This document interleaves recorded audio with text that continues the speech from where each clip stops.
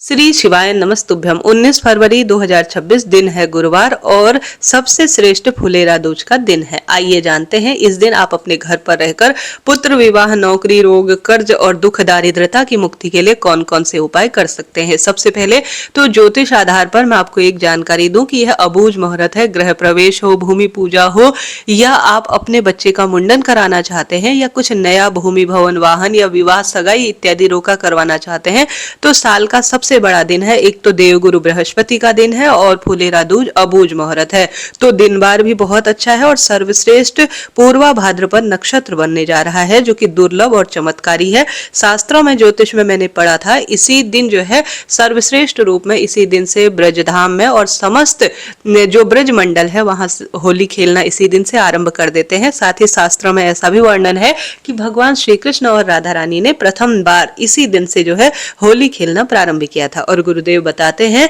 कि इसी दिन प्रथम बार शिवलिंग पर धतूरा भी समर्पित किया गया था। इस कारण से इस दिन के बहुत सारे उपाय हैं, जैसे कि रोग मुक्ति का, विवाह का और सब तरह की पीड़ा शंका का, जो इस वीडियो में मैं आपको बतलाऊंगी सरल भाषा में, तो सुनिएगा और अंत तक बने रहिएगा। तो 19 फरवरी का दिन नोट करते हुए चलिएगा, बहुत विशेष है। किसी नए कार्य की शुरुआत, आप कोई भी काम हो निश्चित रूप से कर सकते हैं। अबूझ मुहूर्त है और सर्वश्रेष्ठ दिन है, तो कैसे करें। सबसे पहले गुरुवार का दिन है, पीले रंग के वस्त्र पहने, श्री कृष्ण भगवान भी इससे खुश होंगे और नहाने के पानी में हल्दी डालकर सूर्य भगवान को जल चढ़ाकर अपने दिन की शुरुआत कीजिएगा। आप सभी ज्यादा से ज्यादा विशेष तिथि पर महामंत्रों का जप करें।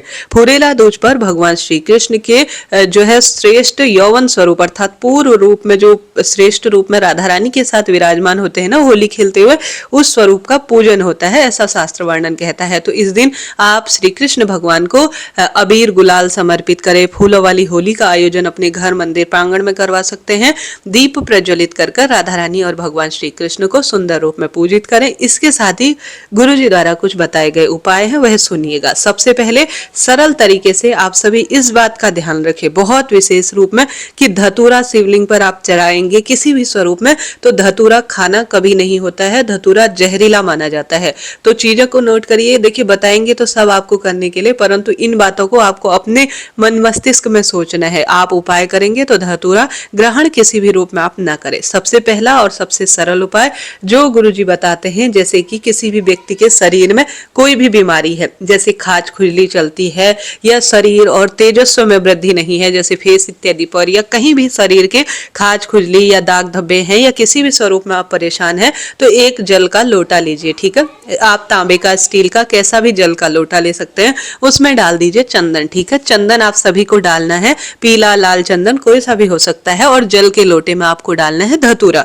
ठीक है, अपने घर का शिवलिंग हो या महादेव का जो शिवलिंग हो, महादेव के मंदिर में, दोनों जगह कहीं भी उपाय किया जा सकता है, पर घर में थोड़ा कम फल मिलता है और शिवलिंग जो महादेव का होता है मंदिर में, वहां प्राण प्रतिष्ठित और सर्वश्रेष्ठ मंत्रों से अभिमंत्रित महादेव है, तो वहां जल्दी फल मिलता है। तो एक जल के लोटे में चंदन, जो कि हमेशा ही रोग मुक्ति में सहायक होता है, और धतूरा आपको ले जाकर शिवलिंग पर कोई भी मंत्र आप जाप करें, महामृत्युंजय या श्री शिवाय नमस्तुभ्यम मंत्र का जाप कर शिवलिंग पर धतूरा मिश्रित जल और चंदन मिश्रित जल चढ़ा दीजिए, उसे प्राप्त कर लीजिएगा। ठीक है, जहां पर भी शरीर में जैसे कोई दाग धब्बे हैं, दांत खाद खुजली है, उस स्थान पर आप जो है महामृत्युंजय मंत्र का ध्यान करते हुए, क्योंकि यह मंत्र रोग मुक्ति के लिए माना जाता है। जब यह जो मंत्र है महामृत्युंजय मंत्र, चंद्र देवता को महादेव ने प्रदत्त किया था जब उनको चर्म रोग हो गया है। तो शरीर में कोई रोग हो तो यह उपाय आप महामृत्युंजय मंत्र का जाप करते हुए शरीर पर उस शिवलिंग पर चढ़ाए गए धतूरे और चंदन के जल को प्राप्त कर लगा लीजिएगा। ठीक है,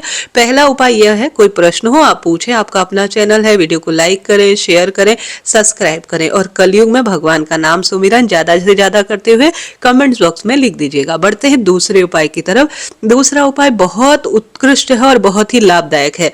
जैसा कि विवाह की समस्या इस समय बनी हुई है, अगर आपके भी बच्चों का विवाह नहीं हो रहा है, श्री कृष्ण राधा रानी का यह दिन है और बहुत बड़ा दिन है, तो अपने बच्चों का नाम गोत्र स्मरण करते हुए आप कर सकते हैं, या आप जो है स्वयं जो भी जिनके विवाह की दिक्कत है, कोई लड़का या लड़की, साल का सबसे बड़ा अबूझ दिन है। इस दिन बहुत सारे विवाहिक कार्य होते हैं और सबसे बड़ा दिन माना जाता है। तो गुरु जी कहते हैं आप सभी अपने हाथ के हथेली में 5 बेलपत्र लीजिए, एक धतूरा रखे और 5 शमी के पत्ते रखिएगा। ठीक है, 5 समी के पत्ते नहीं मिल पाते तो 5 चावल भी रख सकते हैं, और बेलपत्र तो कई बार प्रयोग में होता है, तो 5 समी के पत्ते, 5 बेलपत्र, 1 चावल का दाना अपने नहीं, 1 चावल नहीं, धतूरा, ठीक है, 5 बेलपत्र, 1 धतूरा और 5 शमी के पत्ते रखकर आप अपनी जो कामना है वह कहते हुए माता अशोक सुंदरी के स्थान पर हथेली में तीनों चीजों को रखें। और माता अशोक सुंदरी के स्थान पर आज के दिन ही शिवलिंग पर धतूरा चढ़ाया जाता है, तो इसलिए और दिनों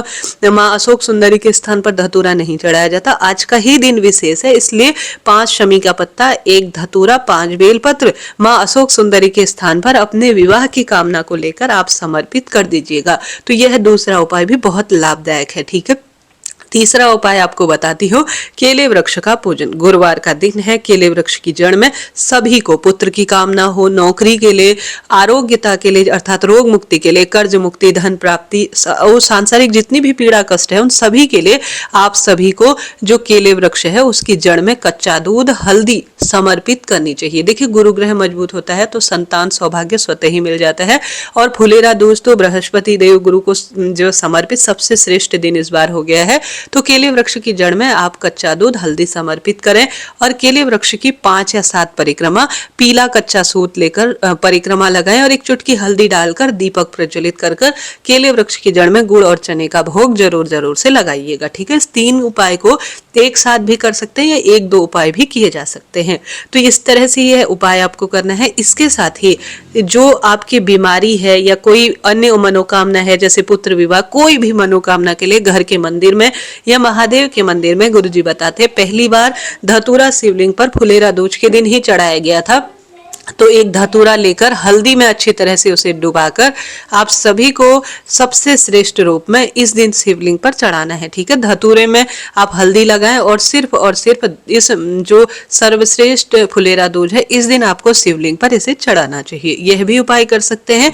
इसके साथ साथ गुरुजी कहते हैं धतूरे की जड़ को लाकर, ठीक है, धतूरे की जड़ को लाकर आप उसे किसी चीज में घिस सकते हैं, या आप किसी लोटे में धतूरे की जड़ को गला लें और शिवलिंग पर धतूरे की जड़ के साथ ही जल को पूरा समर्पित कर दीजिए, ठीक है। समर्पित करने के बाद जो व्यक्ति दमा या कोई श्वास की बीमारी से संबंधित या हार्ट की बीमारी से संबंधित परेशान है, तो शिवलिंग पर चढ़ाई गई जो जड़ है धतूरे की, उसे अगर वह व्यक्ति सूंघ लेता है तो उसके जो श्वास संबंधी परेशानी है, दमा, बार बार हाँफता है या कोई भी परेशानी है, तो इस जड़ को, शिवलिंग पर चढ़ाई गई धतूरे की जड़ को अगर वह सूंघ लेता है ना, तो उसके शारीरिक, मानसिक, आर्थिक कष्ट स्वतः ही मिट जाते हैं। तो करके देखिएगा। बहुत सारे उपाय मैंने आपको बताए, ज्यादा कुछ नहीं कर सकते हैं। तो आप चने की दाल, गुड़ और केला गौ माता को जरूर खिलाएं, और साथ के साथ शिवलिंग पर भी चने की दाल और साथ ही गुड़ और जो कनेर का फूल है इन सब चीजों को भी समर्पित करें। केले वृक्ष का भी पूजन कर लेंगे तो लाभ ही लाभ होगा। अभी के लिए इतना ही। श्री शिवाय नमस्तुभ्यम।